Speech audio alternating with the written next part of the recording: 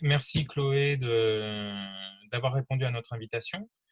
Et Merci justement, bah, beaucoup. on t'écoute. Donc toi, tu es journaliste freelance, si je ne m'abuse, avec des origines chypriotes. Euh, et on a déjà eu le plaisir de t'entendre dans le cadre de la Commission Europe il y a de ça 3 ans ou 4 ans. euh, pour, pour nous présenter d'ailleurs l'élection à Chypre et non pas dans la partie nord occupée. Euh, Vas-y, il y a eu un scrutin donc il y a ce 18 octobre. Oui. Euh, on t'écoute de façon à avoir un éclairage sur la situation. À la suite de l'invasion turque de 1974, il faut savoir que l'île est coupée en deux et séparée de manière hermétique par la ligne verte. La ligne verte n'est pas une frontière, mais elle sépare la République de Chypre de la République turque de Chypre du Nord, donc au nord, reconnue seulement par Ankara et autoproclamée en 1983. À la suite de cette invasion, l'armée turque occupe 38% du territoire. Depuis 1974, il y a des négociations pour une réunification de l'île. Et depuis 2015, ces négociations sont basées sur une solution fédérale pour un règlement de la question chypriote. Donc, il faut savoir que les négociations se déroulent à 5 parties, avec les pays garants, bien sûr, selon la Constitution de 1960. Donc, la Grande-Bretagne, la Turquie et la Grèce. À 5 parties, ça veut dire avec le président de la République de Chypre, le leader de la communauté chypriote turque, bien évidemment sous les auspices de l'ONU. Donc, pour commencer ma première partie sur l'élection, le scrutin du mois d'octobre, c'était un scrutin déterminant pour l'île et il ouvre désormais une nouvelle ère tant en République turque de Chypre du Nord que dans le processus de l'île, le processus de paix de l'île. Donc, le candidat sortant, Mustafa Akinci, était donné favori, mais son adversaire, le candidat Ersin Tatar, séparatiste et pro-partition, a vraiment déjoué tous les pronostics. C'était un scrutin qui s'annonçait très serré, mais malheureusement, l'intervention d'Ankara, quelques jours avant le premier tour, a influencé les résultats. Donc, le dit Premier ministre Ersin Tatar est candidat, s'était même échappé d'un débat et a voyagé à Ankara où il a rencontré Erdogan. Ils ont annoncé tous les deux l'ouverture de Varosh à Famagouste. Akinci a d'ailleurs qualifié cette intervention d'Ankara d'ingérence dans les élections. Donc, c'est la première fois depuis 1990 que la Turquie intervient de façon très claire dans les dites élections. Je dis dites élections parce que, bien évidemment, la République turque de Chypre du Nord n'est pas reconnue. Elle est reconnue seulement par Ankara. Ensuite, sur l'ouverture partielle du littoral de Varosha, j'y reviendrai un peu plus tard pour vous dire comment cela pèse sur la question chypriote et les négociations, car c'est un point vraiment important. Mais pour revenir sur cette élection, le candidat sortant, Mustafa Akinci, a obtenu 48% des voix. On sait qu'à Nicosie, au côté occupé, donc, il a obtenu 76% des votes, mais le vote des colons turcs, parce qu'au nord, il y a majoritairement des colons turcs et ils sont 300 000 et environ 100 000 chypriotes turcs. Donc, c'est ce vote des colons turcs qui a favorisé Ersin Tatar, qui lui a obtenu 52%. Donc, je vais dire quelques mots sur Mustafa Akinci, le candidat sortant et l'ex-leader, et ainsi que sur Ersin Tatar pour comprendre un peu les différences. Donc, Mustafa Akinci, il est né à Limassol donc, en 1947 au côté sud. Donc, c'est la même ville que l'actuel président Nikos Anastasiadis. De 2015 jusqu'à l'élection, Akinci, ce qu'il faut savoir, c'est qu'il a toujours soutenu une solution fédérale, bizonale et bicommunautaire pour un règlement de la question chypriote. Il prônait plus d'indépendance vis-à-vis de la Turquie. Par exemple, il s'est opposé à l'intervention turque en Syrie en 2019, ce qui était vraiment très fort de sa part. De pouvoir s'opposer à Erdogan, s'opposer à l'intervention turque en Syrie en 2019, c'était quelque chose qu'on n'avait jamais vu au nord. Donc Ersin Tatar, fraîchement élu, est autant chypriote que Akinci. Il est né à Nicosie en 1960, mais à la différence de Akinci, Ersin Tatar a toujours voulu parler de manière directe avec Ankara. C'est ce qui fait la différence de Akinci, c'est que Ersin Tatar, tout ce qui se passe donc avec la partie chypriote grecque, avec le président de la République de Chypre, Nikos Anastasiadis, tous les développements, il veut en informer Ankara d'abord. Donc, tous les analystes grecs, turcs et étrangers s'accordent sur le fait que Mustafa Akinci mettait vraiment tous ses efforts pour trouver une solution ces 5 dernières années. Alors, pourquoi le leader Mustafa Akinci n'a pas été réélu ? Pour plusieurs raisons. On peut dire qu'il y avait bien évidemment l'influence du vote des colons turcs après l'ingérence d'Ankara. Il n'a pas réussi à convaincre les abstentionnistes qui, eux, ont préféré choisir finalement l'homme d'Ankara, donc Ersin Tatar. Il y a aussi la stagnation depuis 2017 des négociations pour le processus de paix qui a également pesé sur le résultat. Akinci a soutenu avec insistance le principe de l'égalité politique lors de ces dernières négociations. Alors, l'égalité politique, qu'est-ce que c'est ? C'est le partage du pouvoir. Les Chypriotes turcs affirment qu'en tant que minorité, ils ont les mêmes droits que les Chypriotes grecs, qui sont, eux, la majorité. Donc, par exemple, dans le cadre d'une solution fédérale, avec l'égalité politique, on pouvait élire un président chypriote turc. Cette position, par contre, de Mustafa Akinci sur l'égalité politique a quelque peu détérioré les relations avec Nikos Anastasiadis, le président donc, de la République de Chypre, car Anastasiadis a exprimé à plusieurs reprises des objections à l'égalité politique, arguant que cela créerait un État dysfonctionnel qui finirait par s'effondrer.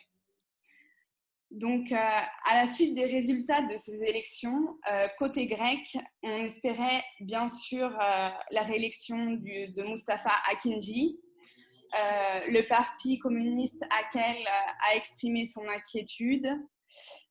Nikos Anastasiadis, le président, de son côté, il a tardé à féliciter Ersin Tatar, alors que si Akinci était réélu, je pense qu'il n'aurait pas hésité une seule seconde à décrocher son téléphone. Donc maintenant, je vais un peu vous parler de l'impact de ce résultat de l'élection de Ersin Tatar, le candidat séparatiste et pro-partition. Donc, que va-t-il se passer maintenant ? Et c'est là tout le problème, c'est qu'au fond, on ne sait pas. Cependant, on peut avancer quelques scénarios sur des faits. Dans les faits, juste après son élection, Ersin Tatar s'est d'abord rendu à Ankara. C'est un message pour les Chypriotes grecs. Donc voilà, juste après mon élection, je vais voir en premier, bien sûr, je vais me rendre à Ankara en premier. Donc aussi, c'est important de le noter, Ersin Tatar a déclaré vouloir changer la base des négociations qui était basée sur une fédération bizonale et bicommunautaire. Donc la fédération pour Ersin Tatar, pour lui c'est fini, il ne veut plus en entendre parler et veut désormais parler de partition. Alors, la partition, qu'est-ce que c'est en soi? C'est deux États distincts côte à côte. Ce serait reconnaître la République turque de Chypre du Nord. Et là où c'est très grave, c'est que partition signifie légitimer l'occupation et l'invasion turque de 1974. Donc, pour les Chypriotes grecs et quelques Chypriotes turcs pacifistes, évidemment, la partition, ce serait le pire scénario pour un règlement de la question chypriote. Donc, on peut aussi se demander si finalement la question de la partition érigée par Tatar n'était pas une manière de récupérer des votes des colons.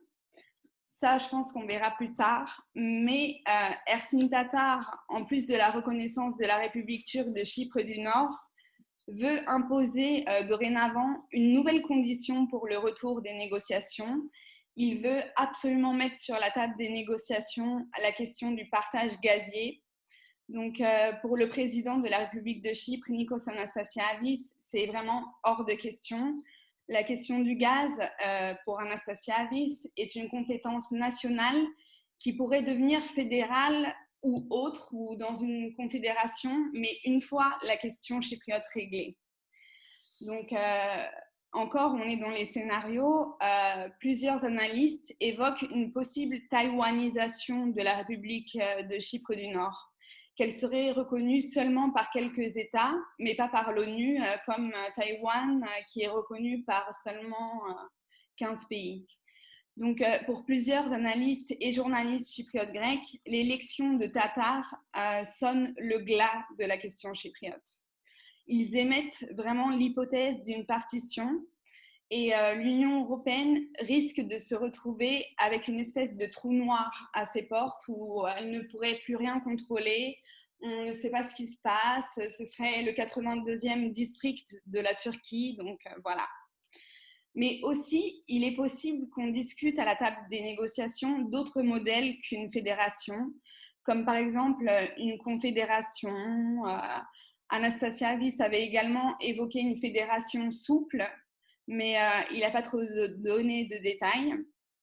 Mais en fait, tout ça reste encore trop dans le flou. On est trop dans le flou.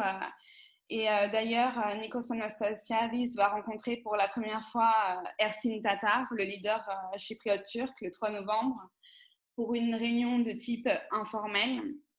Et ça tombe justement au moment des élections présidentielles aux États-Unis, qui ont aussi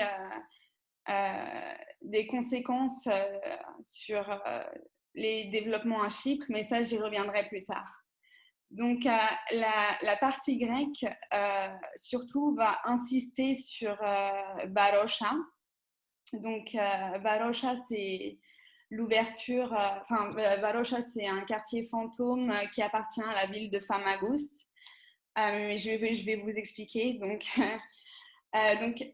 d'autres analystes disent aussi que finalement, le statu quo, c'est-à-dire tel que la situation est maintenant, convient à la Turquie et que la partition n'est pas dans l'intérêt de la Turquie qui souhaite quand même garder un contrôle sur l'autre partie, donc sur nous, la République de Chypre. Donc voilà, pour revenir sur Varosha, donc j'avais évoqué l'ouverture partielle du littoral de Varosha par la Turquie à l'encontre des résolutions du Conseil de sécurité de l'ONU.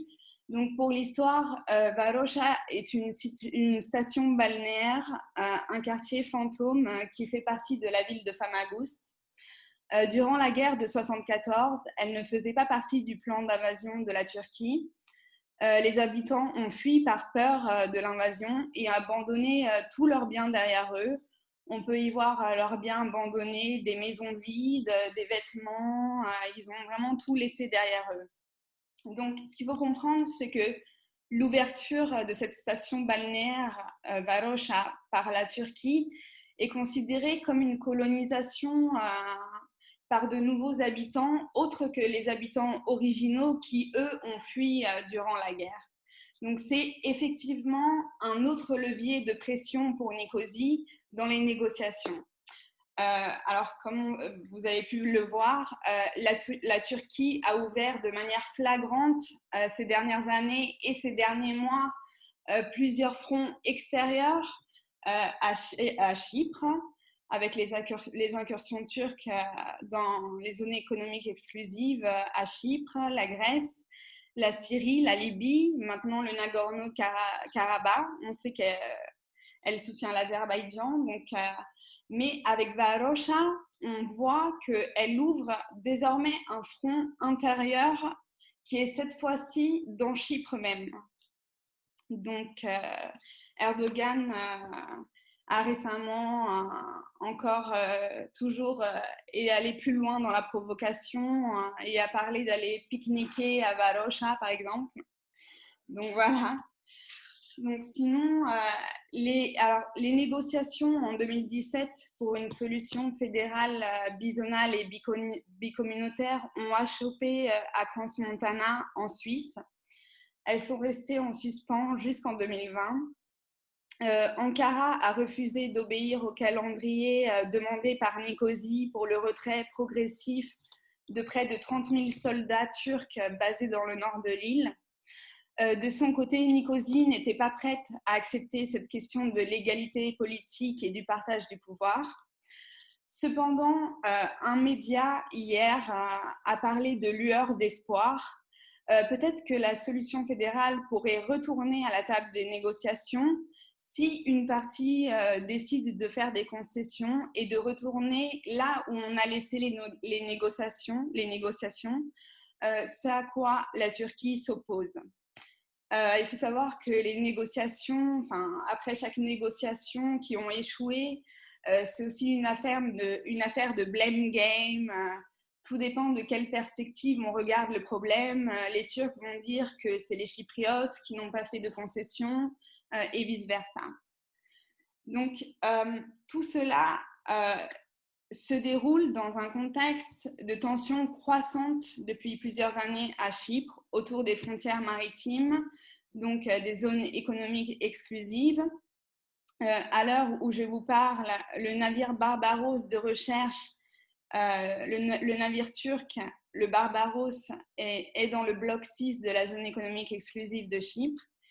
Le navire turc de forage, le Yavuz, lui, est parti de la zone économique exclusive, mais il pourrait certainement revenir. Donc, comme vous avez pu le constater, je parle des incursions turques en mer Égée dans les zones économiques exclusives revendiquées par la Grèce ainsi que celles de la République de Chypre. Donc, mais ce sont à la base, ce qu'il faut vraiment bien comprendre, ce sont des contentieux différents qui ne sont pas de la même nature, mais les revendications turques portent à confusion. Donc, en fait, premièrement, avec Chypre, la Turquie est frustrée par les activités d'hydrocarbures de la République de Chypre. Ankara conteste le droit de la République de Chypre de déclarer des zones économiques exclusives avec les pays voisins, Israël, Égypte, Liban. La Turquie conteste le fait que la République de Chypre puisse délivrer des licences, d'exploiter des ressources, de dépenser les revenus. Ce différend n'a rien à voir avec les frontières maritimes. La Turquie considère également que les deux communautés de Chypre parlent au nom de toute l'île. Donc, en 2011, la Turquie a généré une zone économique exclusive avec la République turque de Chypre du Nord. Mais bien sûr, cette zone économique exclusive n'est pas reconnue, ni d'ailleurs la République turque de Chypre du Nord. Donc, les 3 découvertes faites à Chypre sont toutes dans des zones autorisées par la République de Chypre. Elles sont dans les eaux chypriotes. Donc, aucune découverte n'a été faite dans aucune des licences qui se chevauchent avec celle de la République turque de Chypre du Nord. Donc, c'est donc le différend numéro 1, on va dire. Donc, il s'agit de Chypre et de la souveraineté chypriote. Et ça n'a rien à voir avec les frontières marines, les plateaux continentaux, les zones économiques exclusives insulaires. Il n'y a pas de découverte de gaz contesté ou d'ambiguïté sur qui possède quoi. Donc, le différend numéro 2 porte sur les eaux territoriales et prend deux formes. Donc, premièrement, en fait, la Turquie n'accepte pas vraiment que les îles puissent générer une zone économique exclusive. Elle revendique ainsi une partie de la zone économique exclusive chypriote. Et c'est en quoi son accord avec la Libye découle de son point de vue aussi, car il ignore l'influence de la Crète et de Rhodes. En fait, la Turquie a récemment fait un accord avec la Libye de zone économique exclusive qui ignore en fait de manière... Enfin, c'est ridicule. Ils ignorent dans ces accords la Crète et Rhodes. Donc, voilà.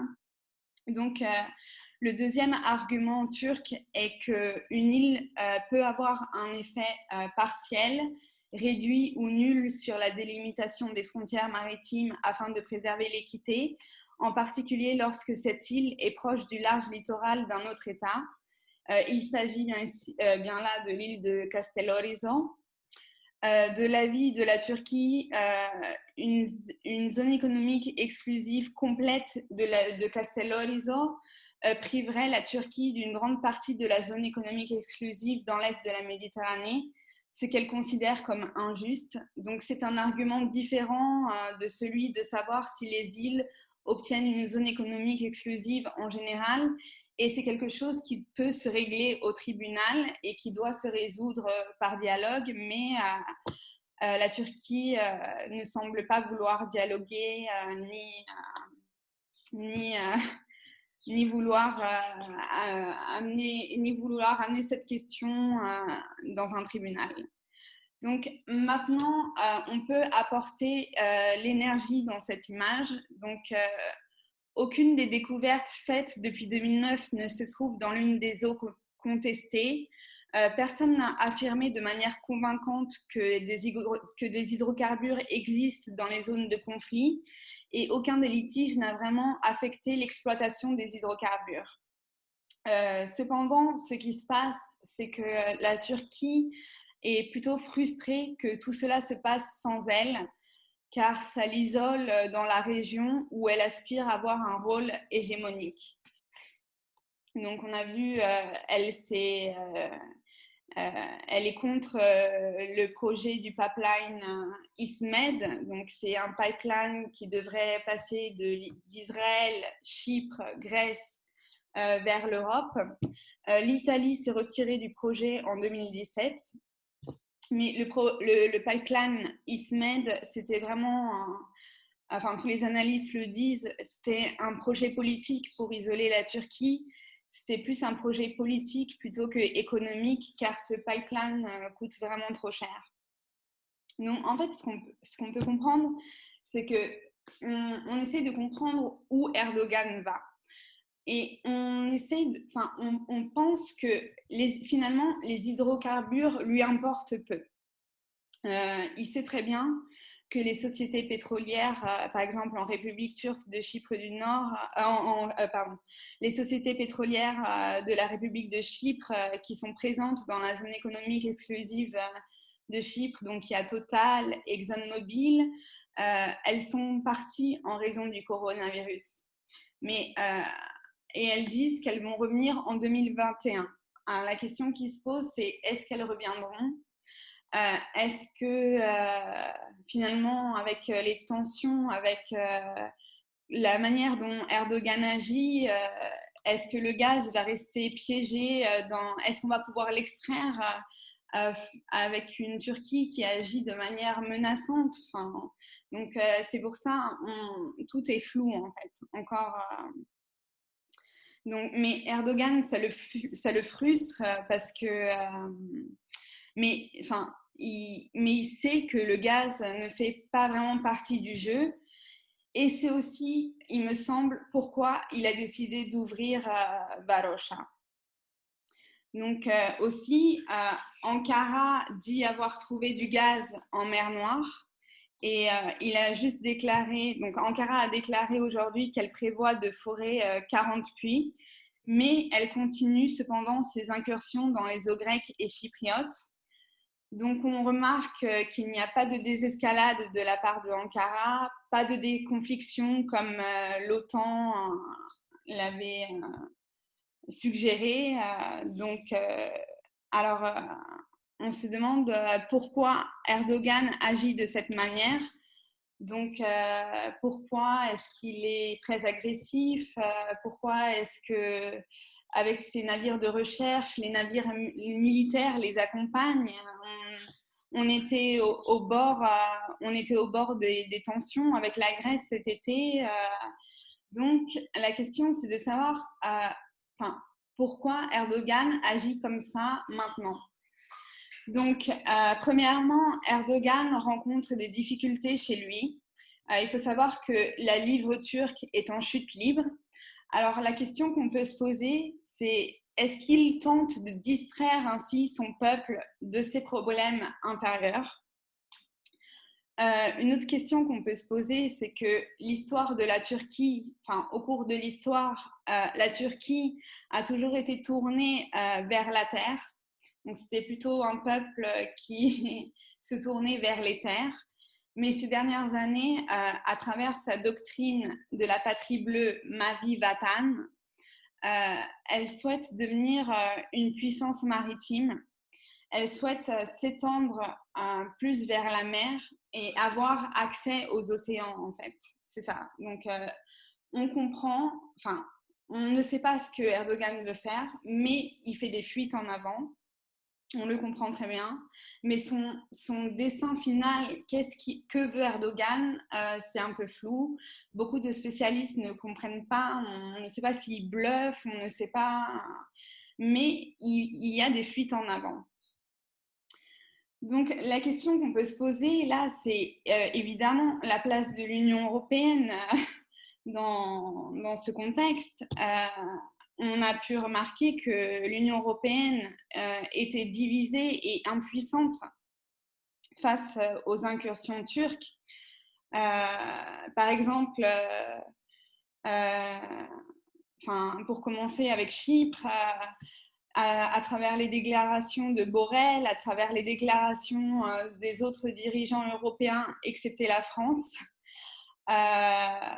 il disait, les Européens à Chypre, écoutez, vous avez un problème, nous connaissons votre problème, vous le connaissez aussi, c'est la Turquie, et le seul moyen de sortir de ce piège, on va dire, c'est de retourner à la table des négociations. Donc voilà, sauf que Chypre, bien entendu, attendait de la part de l'Allemagne des sanctions envers la Turquie. Pour la Grèce, c'est différent car la Grèce fait partie de l'OTAN. Donc l'Allemagne avait très peur d'un conflit entre deux pays membres de l'OTAN. Donc ça aurait été un conflit armé. Et Merkel, qui tient la présidence de l'Union européenne, ne voulait absolument pas se mettre en froid avec Erdogan. Elle a toujours tenu à avoir un agenda positif envers la Turquie. On parle aussi, bien évidemment, du deal de la Turquie avec les réfugiés de 2016. Si l'Allemagne se comporte comme ça, c'est aussi parce qu'elle a une diaspora turque en Allemagne. Donc, on voyait que la France de Macron montrait ses muscles en fait envers la Turquie, et l'Allemagne se montrait plus un peu comme le flic un peu plus souple. Donc, la France montrait des muscles et l'Allemagne était un peu le flic souple, on va dire. Est-ce qu'ils étaient d'accord entre eux, Merkel et Macron? Je ne pourrais pas le dire, mais peut-être, pourquoi pas, peut-être qu'ils étaient d'accord d'agir de cette manière. Donc, il y avait aussi une crainte que, puisque Merkel demandait un dialogue, poussait au dialogue entre la Grèce et la Turquie, il y avait une crainte que Chypre, que la diplomatie chypriote, en gros, avait émis une certaine crainte. Elle avait peur que le problème chypriote ne devienne une note de bas de page. Mais finalement, elle est ni devenue un Astérix, vraiment, il s'est rien passé. Donc, l'Union européenne s'est montrée vraiment divisée et impuissante, et ça s'est traduit donc dans le dernier Conseil européen du 1er et 2 octobre, car dans le texte final, le mot sanction n'existe pas en fait. Donc, il donne à Erdogan jusqu'à décembre. Donc, on voit jusqu'où va aller Erdogan et on verra en décembre pour les sanctions. Et bien sûr, décembre, c'est la fin de la présidence d'Angela Merkel. Bien sûr, j'ai tellement de choses à dire. Juste un truc, Daphné doit nous quitter parce qu'elle a quelque chose. Je garde précieusement ta question. Ou Daphné, tu la poses toi-même si tu veux. Et j'aurai la réponse après, c'est pas grave. Mais en tous les cas, un grand merci Chloé, parce que tu vois, je m'intéresse beaucoup à ce sujet et vraiment, ça m'a conforté déjà sur beaucoup d'idées et même dans mes recherches. Et vraiment, c'est dommage que ça soit pas plus long parce que voilà.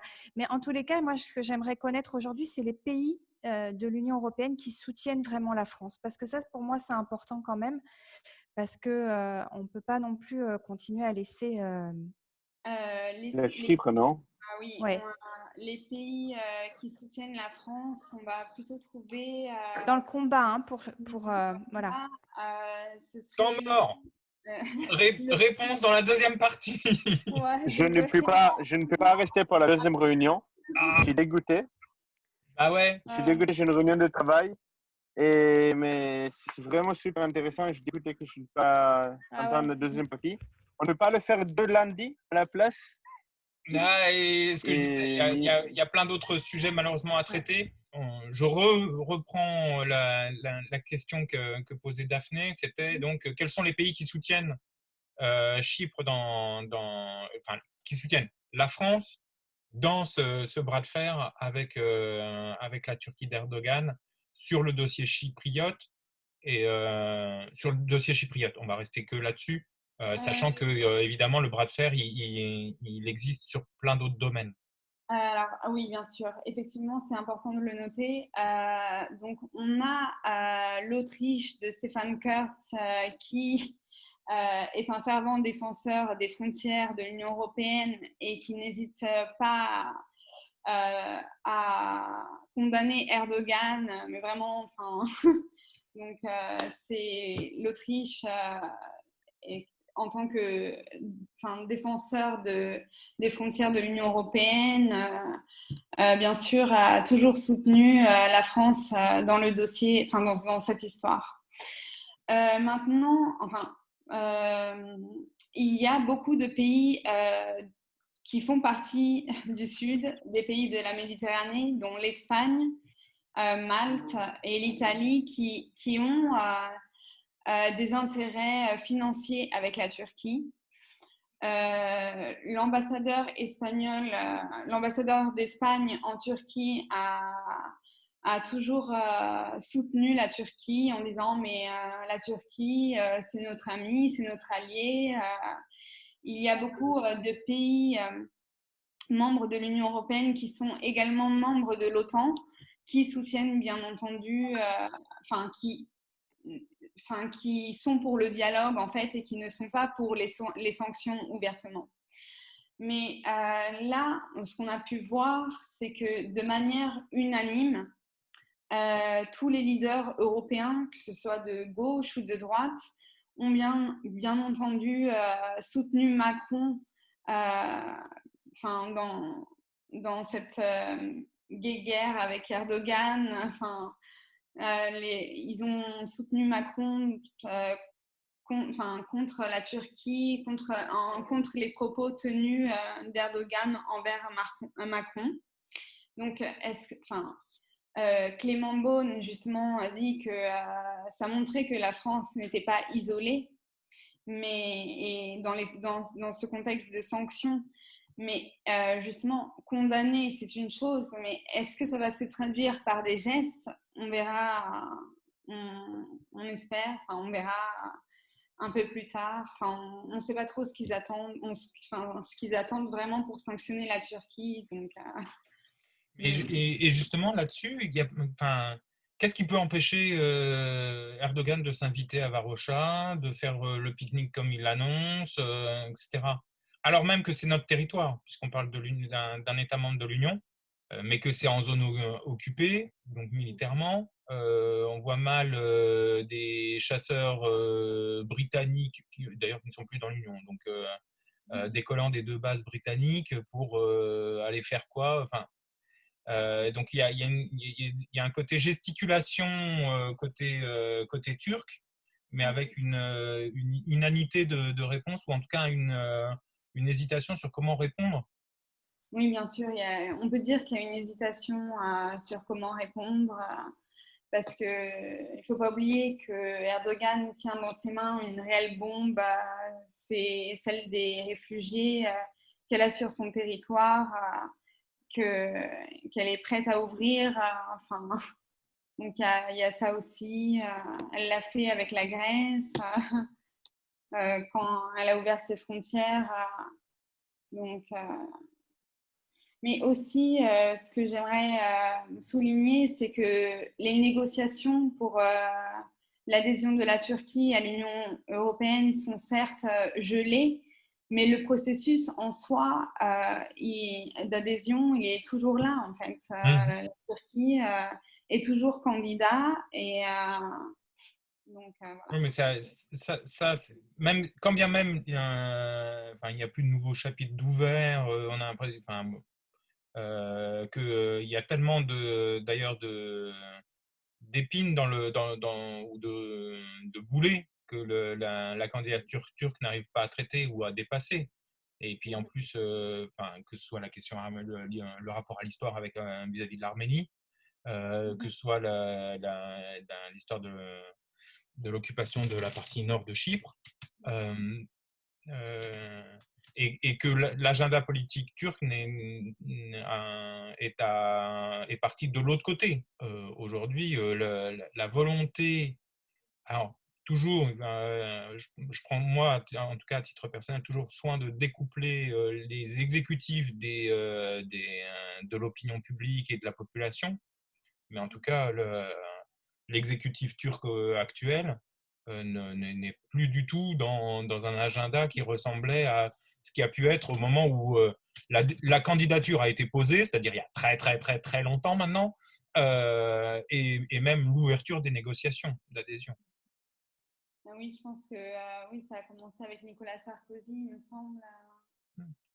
Mais et donc cette espèce d'ailleurs de fantasme dans l'opinion politique publique occidentale du comment, quoi, cette Turquie qui viendrait et tout. Ça, oui, l'adhésion est toujours sur la table, mais elle n'est plus du tout négociée. Il y a vraiment un vrai point mort. Après, est-ce que il y a l'opinion publique soutient ou accompagne Erdogan dans ses menées nationalistes. Nationaliste, autoritaire. Tout ça, on l'a vu, oui. Le truc, c'est que post-coup d'État. Oui, post-coup d'État et Gezi, bien évidemment, après les printemps arabes, tout ça, ça a fait que Erdogan est devenu autoritaire. La Turquie est moins laïque, on le voit bien avec la récente reconversion d'Hagia Sophia en mosquée. Donc, oui, elle ne cache plus du tout, elle n'est plus du tout un islam modéré comme elle le disait en 2013. Qui lui-même est un retrait par rapport à la position d'une Turquie laïque à la sauce Atatürk. C'est-à-dire qu'il y a toujours les portraits dans les échoppes, et à la télévision, mais la pratique, elle, est complètement à l'opposé. D'ailleurs, on peut effectivement on pouvait voir le côté bras de fer avec l'orthodoxie sur la transformation du musée qui était devenu la Hagia Sophia. Mais on peut avoir aussi une lecture non pas dans le bras de fer avec la Grèce, mais avec je reviens sur la nature laïque de la Turquie d'Atatürk. Bien sûr, bien sûr. Il y a ça. Oui, donc aussi ce que je voulais souligner, c'est que les développements en Méditerranée orientale sont regardés. L'Union européenne, enfin la réaction en tout cas de l'Union européenne est scrutée de très près par les autres grandes puissances comme la Russie et la Chine. Donc Macron avait raison quand il disait, Anastasiadis est venu en juillet en France pour une visite officielle. Et Macron avait souligné que dans cette partie de cette région de la Méditerranée orientale, l'Union européenne est totalement absente. Et la France a bien sûr profité du Brexit et du retrait du Royaume-Uni dans cette région. Donc voilà. Justement, là-dessus, juste une incise, parce qu'il y a 2 bases à Chypre. Oui, il y a 2 bases, mais... Dans le sud de l'île. Quid de ces bases qui, alors, le Royaume-Uni étant membre de l'OTAN, Chypre aussi. La Grande-Bretagne est garant selon la Constitution de 1960. Donc, à mon avis, les bases, oui, on verra avec le Brexit. J'en sais pas trop plus en fait, pour te dire la vérité. Mais parce que dans l'affaire d'ailleurs, c'est un peu c'est une préoccupation qui peut concerner, que moi j'ai à titre personnel par rapport au Brexit, c'est les conséquences économiques impactant le Royaume-Uni qui empêchent le Royaume-Uni, alors que c'est un des acteurs, encore un des acteurs européens sur la scène internationale, on va dire, qui a en tout cas les moyens. L'affaiblissement économique du Royaume-Uni a comme conséquence sa présence de pouvoir questionner sa présence, que ce soit à Chypre, que ce soit dans les États baltes, dans la capacité de la Royal Air Force de pouvoir opérer, d'avoir les moyens économiques d'opérer. Ok. L'impact des États-Unis, de l'élection américaine. Alors, est-ce que justement, Trump est dans un délire un peu fou et dans un truc où on se dit on a du mal à mesurer. Je pense que Trump est un adorateur d'Erdogan, en fait. C'est vrai qu'ils sont au téléphone presque tous les jours. Ils ont une très bonne relation, mais les États-Unis vont toujours condamner les actions unilatérales, on va dire, de la Turquie, que ce soit à Chypre ou en Grèce. Donc c'est pour ça que c'est un peu ambigu. Le rôle des États-Unis est un peu ambigu, mais Biden, par exemple, il s'appelle lui-même Bidenopoulos. Il est très très pro-grec d'ailleurs. Et si une fois élu, il va se montrer un peu plus dur que Trump face à Erdogan, en fait. Donc, mais je pense quand même que ce soit Biden ou Trump, il serait temps que l'Union européenne prenne plus d'indépendance vis-à-vis des États-Unis pour pouvoir peser. Est-ce que c'est un allié encore est-ce qu'on peut faire confiance à cet allié? Est-ce que on peut se poser plusieurs questions. Et est-ce que, parce que l'Union européenne est un acteur plus économique que militaire, dans les négociations dans l'île elle-même. Est-ce que le fait est-ce que le fait que Chypre soit dans le marché intérieur, qu'elle soit dans l'Union européenne, est-ce que tout ça a une retranscription en termes de prospérité par rapport à la partie nord? Ou est-ce que oui, non? J'ai cru comprendre que oui, ça faisait un sud plus développé, plus prospère, qui faisait que le nord se posait la question de ah mince, peut-être que effectivement une réunification permettrait de participer un peu de cette prospérité. Est-ce que tout ça s'est profondément remis en cause par la pandémie, et donc le fait que on est en train de tous nous claquemurer dans nos États membres, et que donc il y a aussi un impact économique, une retranscription économique de ce repli, là où en face d'une espèce de prosélytisme nouveau, ou nationaliste, par le fait de la Turquie. L'Union européenne était à la table des négociations en 2017 avec Mogherini, Federica Mogherini, donc. C'était vraiment la première fois que l'Union européenne, c'était une solution, la solution fédérale, bizonale et bicommunautaire était l'une des meilleures solutions proposées depuis le plan Annan, on peut dire ça comme ça. Parce que justement, Chypre voulait que l'Union européenne se porte garante des citoyens de l'île, en fait. Qu'on enlève la Grèce, qu'on enlève la Turquie, qu'on enlève la Grande-Bretagne. Nous, on veut que ce soit l'Union européenne qui se porte garante. Cependant, la Turquie a objecté sur ce point parce qu'elle s'est dit mais la Grèce fait partie de l'Union européenne, c'est pas juste pour nous qui ne faisons pas partie de l'Union européenne. Donc il y avait ça aussi. C'est une raison pour laquelle les négociations ont achoppé en 2017. Donc, d'accord. Et le pourcentage d'une remise d'une relance sur ce modèle-là, c'est quoi? C'est 30%? C'est 2%? Là, maintenant, avec une nouvelle direction dans la partie nord, on a envie de dire que c'est 0,0000. tous les scénarios sont sur la table, comme je disais, tout est flou. Mais c'est une question de rapport de force?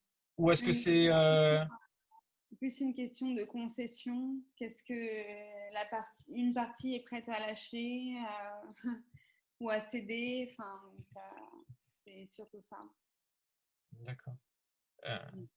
Et donc c'est plus sur le registre de la sanction que des incitations.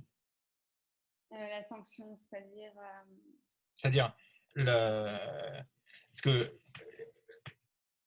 là où il y a souvent deux voies. Soit tu y vas avec la carotte de regarder, on a une zone prospère et partageons cette prospérité, ou le bâton version tu bouges pas parce que sinon je t'en mets un coup. Sauf que mettre un coup entre guillemets de bâton sur la partie Chypre nord de Chypre, c'est aussi d'abord, est-ce que c'est sur Chypre ou est-ce que c'est sur le marionnettiste d'Ankara que ça se passe? Ou est-ce que le Tatar, quand bien même il est, on sent qu'il est la marionnette ou en tout cas l'affidé d'Erdogan, est-ce qu'il y a bien deux acteurs d'un même lieu, qui est Chypre, dans lequel il y a intérêt à essayer d'isoler en disant voilà, vous êtes dans la même pièce, allez-y, on ferme les portes et vous essayez de trouver une solution. Ça, on a l'impression que ça, c'était avant et qu'aujourd'hui, il y a quelqu'un qui intervient depuis la fenêtre, quoi. Oui. Mais justement, enfin, une journaliste turque qui travaille à l'AFP en Turquie m'a dit non, mais la Turquie, le statu quo, ça lui convient. Elle veut avoir une mainmise aussi sur la République de Chypre. Parce que partition aussi, ce serait reconnaître en gros Chypre, ce serait reconnaître qu'il y a l'armée grecque.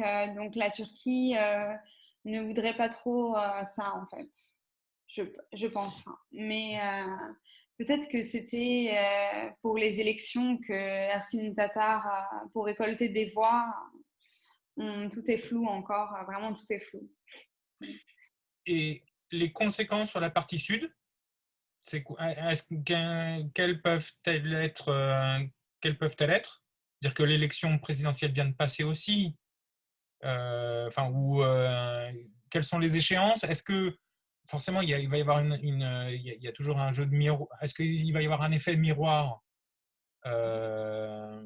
ou pas sur l'île?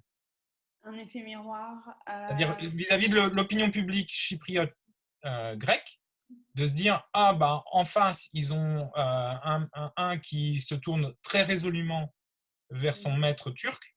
Est-ce que nous on part encore plus loin ou plus loin? Est-ce qu'on affirme notre grécité ou on est un État membre à part entière et on essaye avec l'appui de l'Union européenne, dont la Grèce, mais nous sommes bien des acteurs de l'île insulaire qui avons un dossier avec la partie nord de notre île, mais c'est pas un truc où c'est hop là, allez, on laisse les. Non, bien sûr, la République de Chypre est vraiment indépendante. Quand il y a des élections, par exemple ici, ou quand il y a des élections en Grèce, on va juste appeler pour féliciter. On n'intervient pas dans l'élection de l'autre, en fait. C'est pas le cas de la République turque de Chypre du Nord avec Ankara, on va dire. Donc, voilà. Je pense pas qu'il y aurait plus de grécité.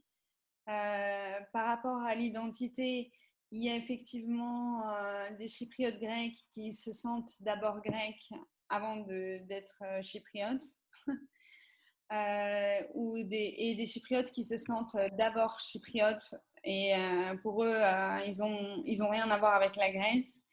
Donc oui, vraiment, il y a aussi la question de l'identité dans cette question. Voilà, et donc c'est un peu mon questionnement. Est-ce que ce surcroît nationaliste sur la partie nord ne risque pas de déboucher sur un surcroît de nationalisme côté sud, au détriment d'autres questions d'agenda? Oui, il y a d'autres questions d'agenda, mais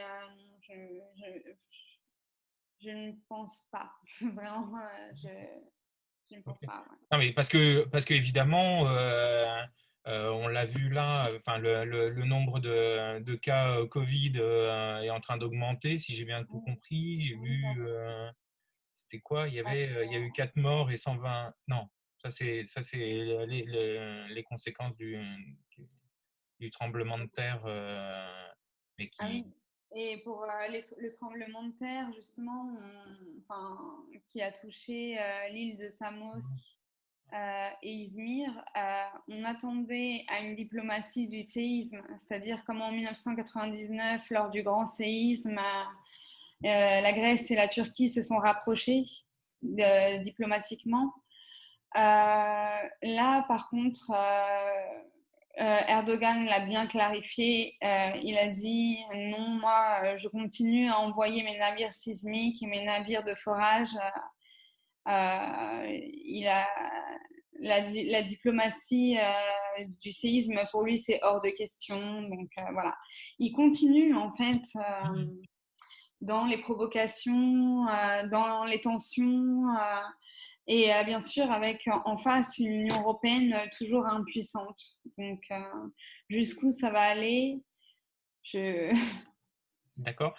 Avant qu'on se quitte, une note positive dans la chose. Y en a-t-il une?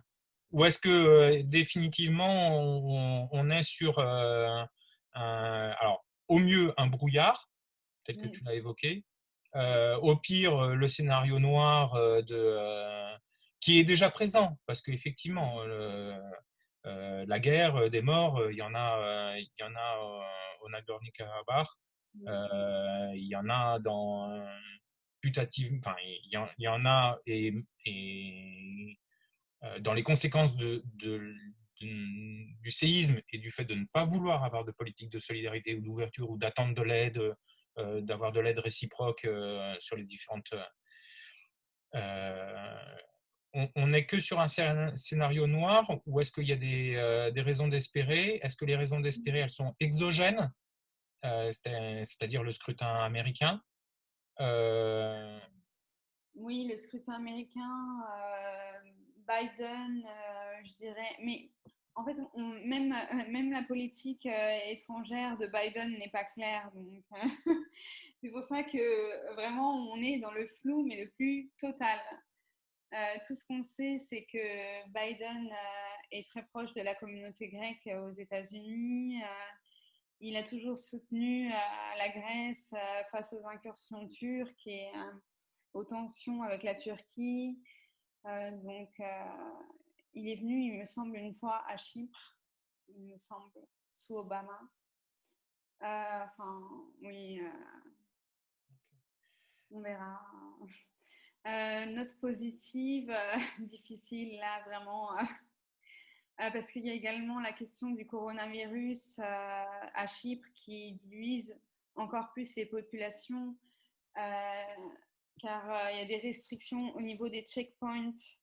Il n'y a plus d'échanges entre les deux communautés, on va dire. Et est-ce que ça a influé sur les élections? Je ne saurais pas dire. Mais en tout cas, il n'y a plus d'action bicommunautaire. Par exemple, les pacifistes chypriotes grecs et les pacifistes chypriotes turcs ont vraiment du mal à se coordonner. Ils ne peuvent plus se voir. Enfin, il n'y a plus d'action concrète en fait. Donc là, on est comme si on était dans une partition en fait, qui n'est pas officielle, mais c'est comme si le coronavirus a encore plus divisé l'île, on va dire. Donc c'est ce qui est très très triste. Ouais. Avant qu'on se quitte, est-ce que tu as des conseils de lecture, des trucs, que ce soit évidemment, j'invite tout le monde à te suivre sur Twitter, je mettrai des références, parce que tu es très utile pour suivre, même quand l'actualité est ailleurs, de revenir sur l'actualité de ce qui se passe et en Grèce et à Chypre. Mais est-ce qu'il y a un journal, des notes bibliographiques, enfin, un ouvrage plus de référence qui pourrait servir à la réflexion de ceux qui nous suivent? Je peux citer des noms. Il y a une personne qu'on peut suivre qui s'appelle Fiona Mullen, qui est britannique et qui connaît très bien la situation de l'île, Fiona Mullen. Je lis souvent Cyprus Mail. C'est un quotidien britannique ici. Les articles sont en anglais. En fait, je lis toute la presse. Enfin, je lis toute la presse. Il y a aussi des analystes politiques. Enfin, je peux dire des noms ou. Vas-y. Et puis, fais-les-moi parvenir de façon à ce que je puisse les mettre en annexe, histoire que ça puisse servir. D'accord. Okay. Je dis les noms maintenant ou... Ah oui. Il y a par exemple Nicolas Ostelia de Cafimerini, du journal du quotidien Cafimerini. Yanis Ioannou qui écrit pour le quotidien Politis. Le quotidien Politis, c'est un quotidien qui est pour la réunification de l'île. Donc, il prend des positions pour la réunification. Il y a beaucoup d'autres analystes. Ok. Mais je verrai évidemment les noms. Parfait, t'inquiète. Envoie-les-moi de façon à ce que je puisse les mettre en ligne et que ça puisse servir, enfin en ligne ou de le faire circuler, de façon à ce que ceux qui sont intéressés par le sujet puissent aller approfondir et suivre en fait mieux l'actualité de cette partie de l'Union. Okay. Je voulais vraiment te remercier d'avoir pensé à Chypre. C'est important. C'est normal, c'est parfaitement normal. Chypre, c'est l'Union européenne. Et donc, tout ce qui a trait à l'Union européenne doit faire partie de nos centres d'intérêt. N'oublions pas que Nicosie est la dernière capitale de l'Union européenne divisée. Important. Donc, je pense que l'Union européenne devrait réagir de manière plus appropriée. Voilà. Génial, super. Chloé, un très grand merci à toi. Et merci puis, au plaisir de te lire sur les réseaux sociaux. Et sur Vox Europe. Et en plus, voilà, l'actualité, comme tu l'as évoqué, est plein de points d'interrogation et appelle notre curiosité et d'être suivi.